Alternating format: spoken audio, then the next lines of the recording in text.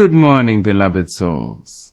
Before the world places its weight upon your shoulders, before the clock begins its loud demands and yesterday's worries try to speak again, pause right here, at the doorway of this morning.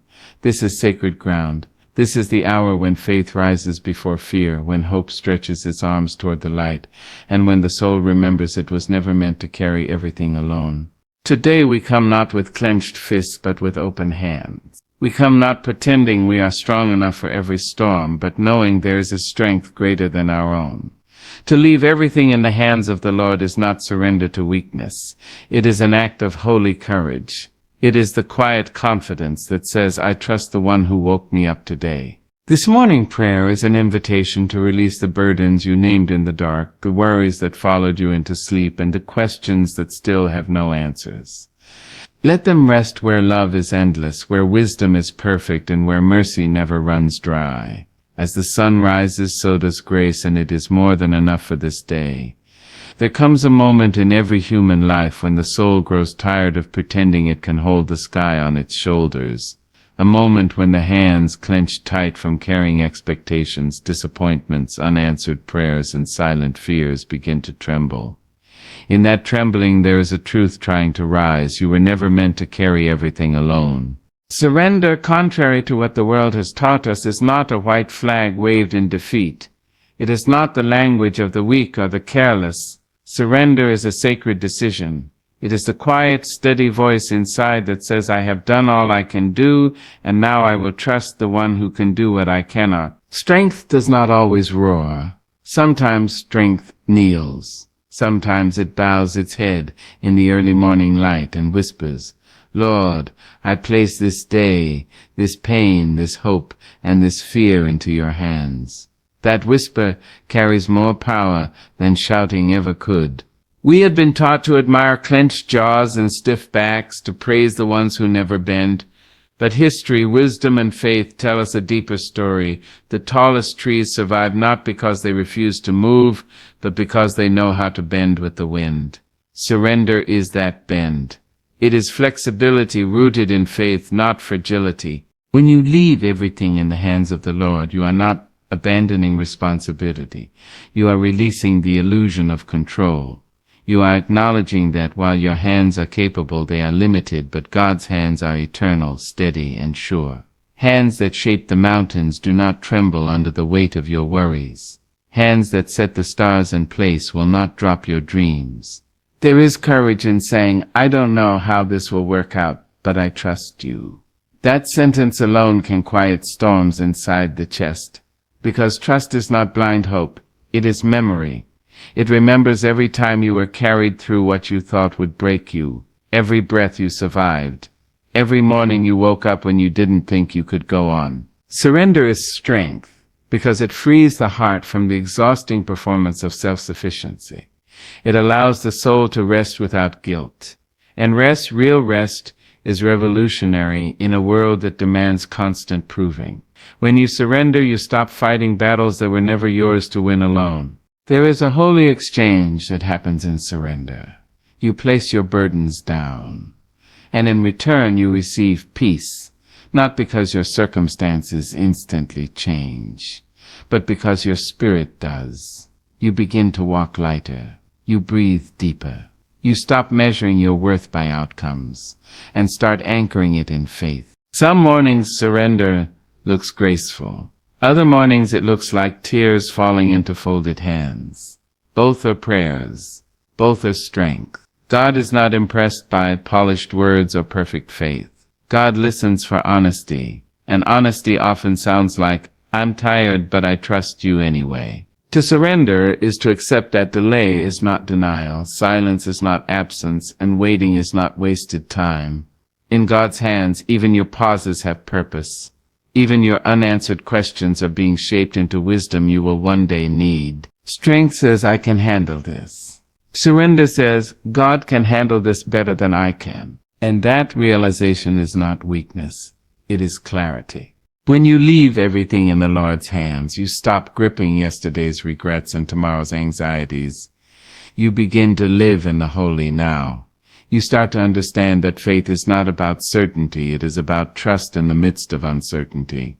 The world will still be loud, problems will still knock, but surrender builds an inner stillness that no noise can steal. It teaches you to stand without panic, to move without fear, and to hope without condition. And perhaps the greatest strength of surrender is this: it teaches you humility without humiliation. You learn that needing God is not a flaw in your character. It is the very design of your soul. So this morning, loosen your grip, open your hands, lay it all down, the plans, the pain, the people, the pressure. Leave everything in the hands of the Lord and rise not heavier but freer. Because the strongest souls are not the ones who carry everything, they are the ones who know when and how to let go. Morning arrives whether we are ready or not. It slips through the cracks of night, brushing the edges of our lives with light, asking a simple question: how will you begin? Not how fast you will move, not how much you will accomplish, not how loudly you will prove yourself, but how you will begin. Peace is not something the morning automatically gives. It is something we choose, something we invite. Without intention, the day will rush in carrying yesterday's worries, unfinished conversations, unpaid bills, unspoken grief, and restless ambition. Without prayer, the morning can become a battlefield before the sun has fully risen. But when you begin the day with God, peace walks in before panic. Calm arrives before chaos has time to unpack its bags. A morning prayer is not a ritual of words. It is a positioning of the soul. It is the decision to sit your spirit down and say, before you run, before you react, before you remember what hurt you, be still. Peace at the start of the day does not mean the absence of problems. It means the presence of grounding. It means your heart has a place to stand when the ground begins to shake. When you pray in the morning, you are not asking God to erase difficulty. You are asking for steadiness, for clarity, for a holy calm that does not depend on circumstances. There is something deeply healing about speaking to God before speaking to the world, before emails and expectations, before headlines and noise, before the mirror tries to remind you of your flaws or your fears. Prayer gives you a chance to hear a gentler voice, one that does not rush you or judge you, one that says, you are alive, you are held, you are not alone. Peace is born when the soul feels safe enough to exhale. Morning prayer creates that safety. It tells the nervous heart, you don't have to solve everything today. It tells the tired mind, you don't have to carry yesterday into this moment. It tells the spirit, grace is already ahead of you. Some mornings, peace arrives quietly, like dew settling on the grass. Other mornings, it comes after struggle, after sighs, after tears that surprise you with their honesty. But peace is faithful. It meets you where you are, not where you pretend to be. When you start the day with prayer, you give your worries a smaller voice. They may still speak, but they no longer shout. You learn to listen differently. You learn that urgency is not the same as importance, and that not everything demanding your attention deserves your energy. Peace teaches patience. It slows the inner clock that constantly whispers, hurry. It reminds you that life is not a race to exhaustion, that your worth is not measured by speed or productivity, that it is okay to move through the day with intention instead of anxiety. A peaceful morning does not guarantee a peaceful afternoon, but it gives you a reference point. When the day becomes heavy, you remember how it felt to be still. You remember that you began grounded, and you can return there, even if only in a breath, even if only in a silent prayer whispered between responsibilities. Prayer in the morning is an act of alignment. You align your heart with faith instead of fear. You align your thoughts with trust instead of doubt. You align your expectations with grace instead of pressure. And alignment brings peace, the kind that settles not just in the mind but in the body, loosening shoulders, easing jaws, softening breath. Peace at the start of the day also teaches you compassion. When you are not rushed inside, you become gentler outside. You listen better. You react less harshly. You move through the world with a softness that does not come from weakness but from security. This peace is not fragile. It is not easily broken by inconvenience or interruption. It is resilient because it is rooted in something deeper than mood. It is rooted in faith that says, no matter what today brings, I am not facing it alone. And perhaps the greatest gift of beginning the day in peace is this. It reminds you that life is not only about surviving, but about savoring. About noticing light on the wall, warmth in a cup of coffee, kindness in unexpected places. Peace opens your eyes to the sacred ordinary. When you give God the first moments of your day, you are saying, "Lead me," and leadership brings order. Order brings clarity, and clarity brings peace. So before you step into the demands of the day, step into stillness. Before you carry the world, rest your soul. Let peace arrive first. Let it sit with you. Let it bless the hours ahead. Because a day that begins with peace carries a different rhythm, and that rhythm can carry you all the way through. There's a quiet tension that lives inside the human heart, a tug-of-war between faith and fear, between trust and control. We plan, we calculate, we prepare, we hold tight to what we think we understand, because uncertainty feels like standing at the edge of something vast and unseen. Control becomes our comfort blanket, stitched together with schedules, backup plans, and the belief that if we grip hard enough, nothing will fall apart. But life in its honest wisdom teaches us otherwise. Trust beyond control begins when we finally admit that no matter how carefully we arrange our days, we are not the authors of every outcome. It begins when we realize that the most important chapters of our lives were not planned at all. They arrived unexpectedly, sometimes painfully, sometimes beautifully, and often changed us forever. To trust God beyond control is to loosen the grip of certainty and step into faith. Not recklessly, not blindly, but humbly. It is the courage to say, "I do not see the full picture, but I believe the one who does." Control says, "If I manage every detail, I will be safe." Trust says, "Even when I don't understand, I am held." There is freedom in that belief, a freedom that does not depend on guarantees. When you place everything in the hands of the Lord, you are not denying reality, you are redefining security. You are choosing divine guidance over human anxiety. We often confuse control with responsibility, but control exhausts while trust sustains. Control tightens the chest and shortens the breath. Trust opens the lungs and lengthens the spirit. Control demands answers now. Trust allows mystery to unfold in its own time. Trust beyond control does not mean you stop caring. It means you stop carrying what was never meant to crush you. It means you still show up, still work, still love, but without the constant fear of failure whispering in your ear. Some days, trust feels strong and steady. Other days it feels like standing on faith alone, with knees shaking and heart racing. God honors both. Trust does not have to be fearless to be faithful. When you surrender control, you begin to notice how often fear has been disguised as wisdom, how often worry has pretended to be preparation. Trust strips away those disguises and gently asks, "What if God already knows the way forward?" There is a sacred humility in admitting that you do not know everything. In a world that praises certainty and confidence, trust teaches a different language, the language of openness. It says, "Teach me, guide me, carry me where I cannot go alone." Trust beyond control also heals the past. It allows you to release regret for decisions you wish you had made differently. It reminds you that even detours can lead to purpose, and even mistakes can become teachers in the hands of grace. God's hands are not rushed. They are not careless, they do not tremble under pressure. When you trust beyond control, you place your life into hands that have never dropped what truly mattered. There is a peace that comes when you stop rehearsing worst-case scenarios and start believing in divine provision. A peace that settles when you no longer measure success by outcomes but by obedience and faithfulness. Trust does not eliminate uncertainty, it transforms it. Uncertainty becomes a doorway instead of a threat. A space where growth happens. A place where faith stretches and strength deepens. And yes, trusting beyond control will test you. It will ask you to wait when you want to rush, to rest when you want to force results, to believe when evidence feels thin. But in that testing, something beautiful forms, a resilience that does not crack under pressure. The more you trust, the less you panic. The less you panic, the clearer you hear God's voice.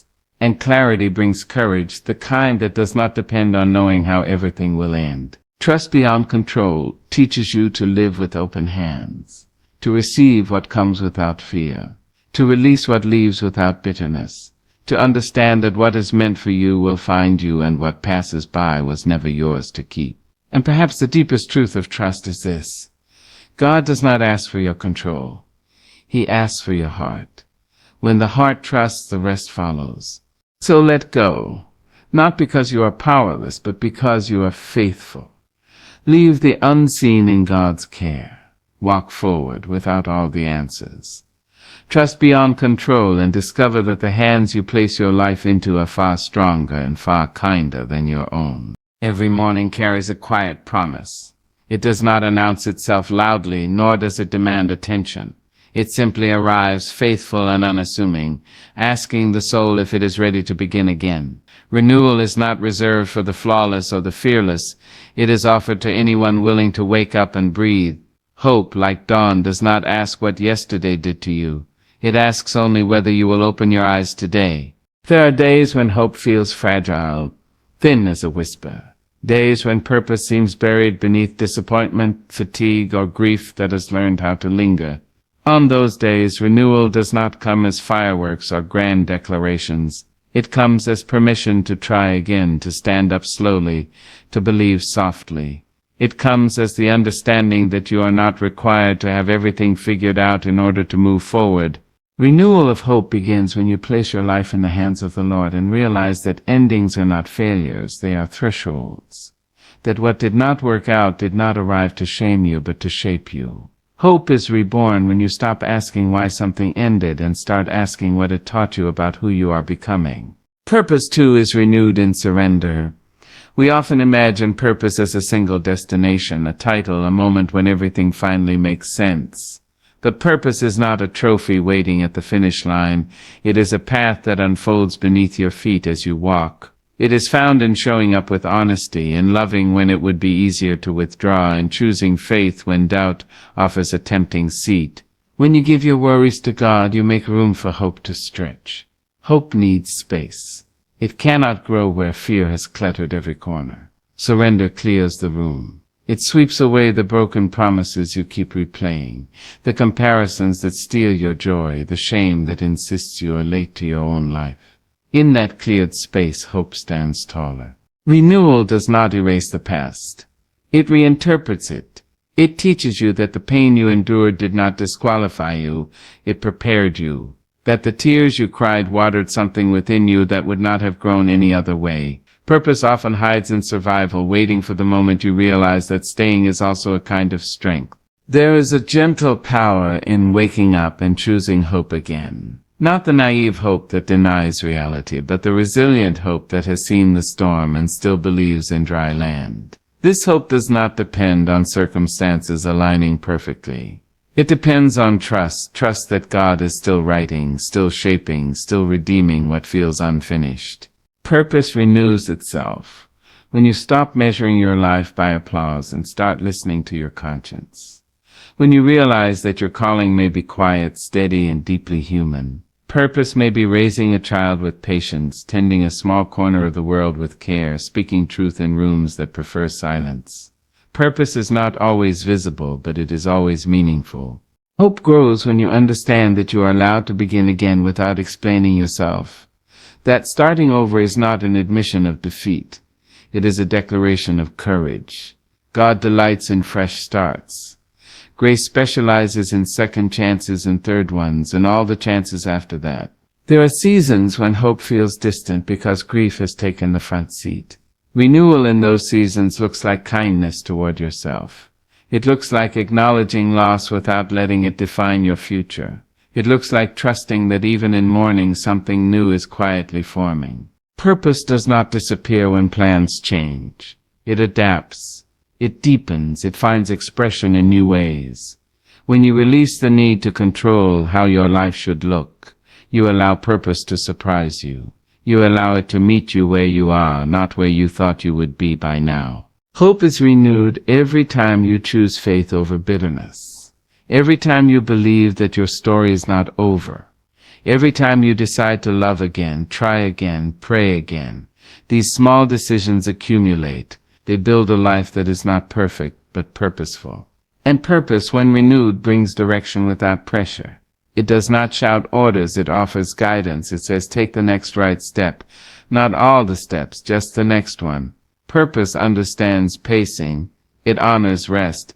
It does not rush the soul into exhaustion. When you leave everything in the Lord's hands, you stop demanding immediate clarity. You begin to trust the process. And in that trust, hope steadies itself. Purpose finds its footing. You learn that uncertainty does not cancel meaning, it invites faith. There is a sacred confidence that grows in a renewed heart. A confidence that says, I may not know where this is leading, but I know who is leading me. That confidence does not make life easy, but it makes it livable. It gives you a reason to rise, to participate, to care. Hope and purpose are not luxuries, they are necessities. They are the fuel of the spirit. And each morning they are offered again, fresh and unspoiled, to anyone willing to receive them. So receive them. Let hope breathe in your chest. Let purpose guide your steps. Begin again, not because you failed before, but because grace has made room for more. There is a tenderness to being guided that the world does not often celebrate. We are taught to lead, to push forward, to chart our own course with certainty and speed. Yet the soul knows another truth, one whispered in quiet moments, one learned through both joy and hardship, that guidance is not a loss of freedom, but a gift of direction. Divine guidance does not shout. It does not rush you or demand perfection. It walks beside you, steady and patient, attentive to the rhythm of your breath and the weight of your question. When you place everything in the hands of the Lord, you are not stepping into darkness, you are stepping into a light that moves with you one step at a time. Guidance means you do not have to see the whole road to take the next step. Faith does not require a full map, it asks only for trust in the moment. And there is mercy in that. Because the heart can carry one step far more faithfully than it can carry a lifetime of unknowns.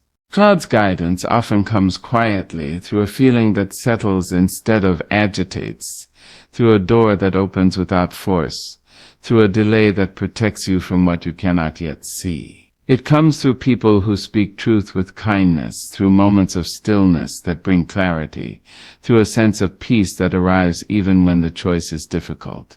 We sometimes expect guidance to arrive as certainty, but more often it arrives as reassurance. A reassurance that says, you are not lost. Even when the path twists, even when the horizon blurs, even when doubt tries to rewrite your confidence, guidance reminds you that wandering is not the same as being abandoned. There are steps in life that feel heavy, where every movement requires courage. In those moments, divine guidance does not demand speed. It honors your pace. It understands your fear. It does not shame hesitation. It offers strength for it. God's guidance is compassionate. It meets you where you are, not where you think you should be. When you surrender your plans to God, guidance replaces pressure with purpose. You stop forcing outcomes and start discerning direction. You learn to listen to your spirit, to wisdom, to the gentle nudges that do not push but invite. Listening becomes an act of faith, a way of saying, lead me even if the way is unfamiliar. Divine guidance does not promise an easy journey, but it promises a meaningful one. It does not remove obstacles. It teaches you how to navigate them. Sometimes guidance means moving forward. Sometimes it means waiting. Sometimes it means turning around. And each instruction, though different, is rooted in care. There is a humility in being guided. It requires admitting that you do not know everything, that your vision is partial, that your understanding is still unfolding. But humility does not diminish you. It enlarges you. It opens you to learning, to growth, to grace. God's guidance also protects you from paths that glitter but lead nowhere. It saves you from chasing approval at the cost of peace. It redirects you when ambition begins to eclipse integrity. Guidance is not always about getting what you want, it is about becoming who you are meant to be. Some steps guided by God will feel small, almost insignificant. A conversation you choose not to avoid. A habit you decide to change. A boundary you finally honor. These steps may not look dramatic, but they shape your life more deeply than grand gestures ever could. Other steps will feel bold. They will require leaving what is familiar, trusting what is unseen, believing in possibilities that others may not yet understand. Divine guidance gives courage for these moments, not reckless courage, but grounded bravery, the kind that comes from knowing you are not walking alone. When you follow God's guidance, you begin to recognize patterns of grace. You see how past detours led to present wisdom, how closed doors protected your future, how delays prepared you for what arrived later with clarity. Guidance reveals itself fully only in hindsight, when you look back and see how carefully you were carried. Divine guidance also teaches discernment. Not every voice deserves your attention. Not every opportunity aligns with your purpose. When you are guided by God, you learn to choose what nurtures your spirit, not just what flatters your ego. You learn that peace is a powerful compass. There will be moments when guidance feels unclear, moments when silence stretches longer than comfort allows. In those moments, guidance asks for patience, not panic. Silence is not absence, it is often preparation. Trust grows strongest in the waiting. And when you stumble, and you will, guidance does not withdraw. God's guidance is not conditional on your perfection. It remains steady, ready to redirect, ready to restore. There is no step you can take that places you beyond its reach. To be divinely guided is to live with openness, to believe that even uncertainty can be sacred, that even unanswered questions can hold purpose. Guidance invites you to walk forward with faith instead of fear, with hope instead of control. So take the step in front of you, not the 10 after it, just the one that asks for honesty, courage, or trust today. Leave everything in the hands of the Lord and let guidance do what it has always done. Lead you not only where you are going, but into who you are becoming.